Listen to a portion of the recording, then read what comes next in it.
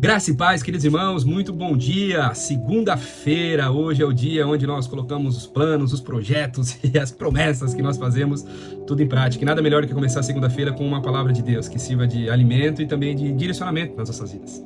O nosso devocional diário, nós estaremos falando ao longo dessa semana sobre uma das parábolas que o Senhor Jesus contou. A parábola é intitulada como a Parábola dos Talentos, escrita pelo evangelista Lucas, Mateus, nesse formato, e pelo evangelista Lucas, quando ele fala sobre as minas e tudo mais. Mas eu quero usar como base conforme escreveu Mateus.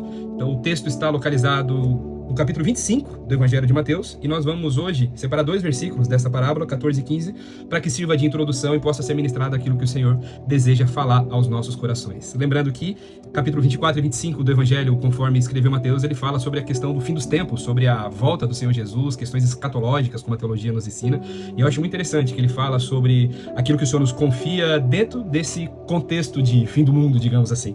Mas vamos lá. Evangelho conforme escreveu Mateus, capítulo 25, versículo 14 e 15, assim está escrito. Pois um homem que, ausentando-se do seu país, chamou os seus servos e lhes confiou os seus bens. A um deu 5 talentos, a outro deu 2, a outro deu 1, de acordo com a capacidade de cada um deles. E então, assim, partiu.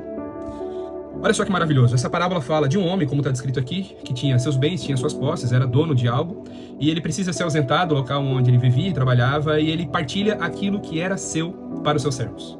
Ele partilha, para um, a Bíblia diz aqui que ele deu 5 talentos, para outro ele deu 1, para outro ele deu 2, para outro ele deu 1. Existe um fracionar diferente desses talentos para cada um deles, lembrando que talento, por mais que de uma forma semântica, como usamos no dia de hoje, né, um outro significado para uma mesma palavra, isso quer dizer, o significado semântico dele, fala sobre talentos, dons, habilidades e tudo mais. Muito se prega sobre isso, mas eu quero trazer a essência, trazer para o original.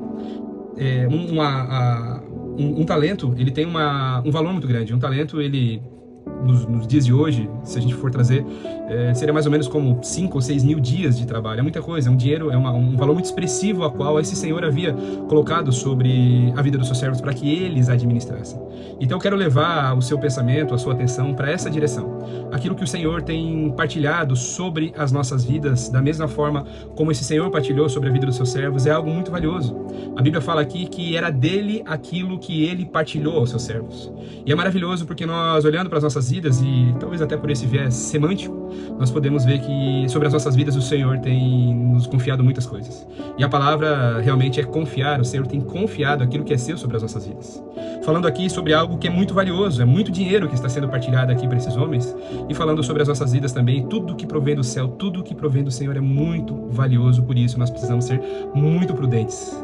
Olha só que maravilhoso, esse versículo bíblico aqui fala sobre esse partilhar ser dado sobre a capacidade de cada um deles. Por isso que um recebeu 10, um recebeu 5, outro recebeu 2 e outro recebeu somente 1. Porque era exatamente aquilo que eles podiam suportar. Nós vemos muitas pessoas orando para que Deus aumente a bênção sobre a vida deles. Nós vemos muitas pessoas orando, pedindo algo para o Senhor, e eles não conseguem compreender que nós temos exatamente aquilo que nós podemos suportar. Deus não é um pai imprudente que dá mais do que aquilo que nós podemos suportar. O Senhor me traz à memória aqui algo que era, infelizmente, o comum de acontecer, e eu vi muitas vezes, inclusive aqui na minha cidade aconteceu, pais que aos seus filhos fazerem o aniversário de 18 anos e tinham posses, tinham uma liberdade financeira, eles abençoavam, presenteavam seus filhos com um carro.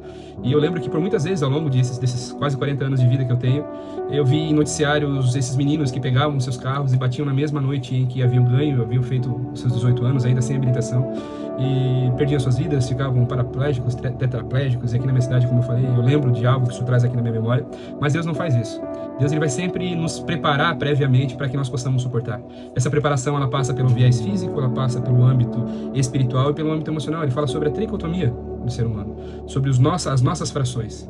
Então quero lembrar você aqui nessa manhã, nessa segunda-feira, se você tem pedido algo para o Senhor, eu quero provocar você a pensar e fazer uma reflexão, mesmo que agora ou ao longo de todo esse dia. Será que se você recebesse aquilo que você tem pedido para Deus, será que você suportaria?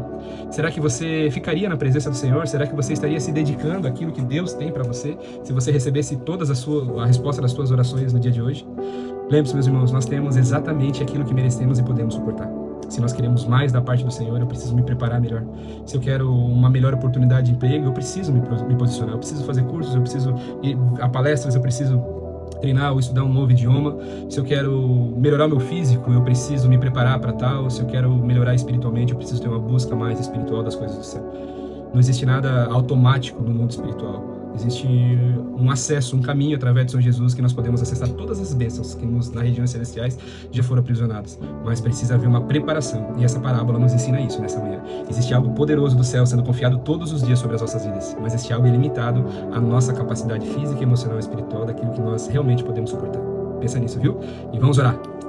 Pai, no poderoso nome do Teu Filho amado Jesus, nós estamos gratos, Senhor. Muito obrigado por começarmos, Senhor, a semana na Tua presença, Senhor. Muito obrigado sobre essa mensagem, Pai, porque o Senhor nos ensinou aqui nessa manhã que nós temos aquilo somente que nós podemos suportar. O Senhor falou aqui através desse texto, Pai amado, e nós vamos estudar ele com mais propriedade ao longo dessa semana, que precisa haver uma preparação das nossas vidas. Que o Senhor possa nos dar os direcionamentos, Pai, os caminhos que precisamos seguir, Senhor, aquilo que nós precisamos fortalecer nas nossas vidas, Pai, alguma parte que talvez esteja debilitada de nós e tenha impedido, Pai, que nós possamos fluir, Senhor, de uma melhor forma, acessar novos lugares, novos ambientes, Pai.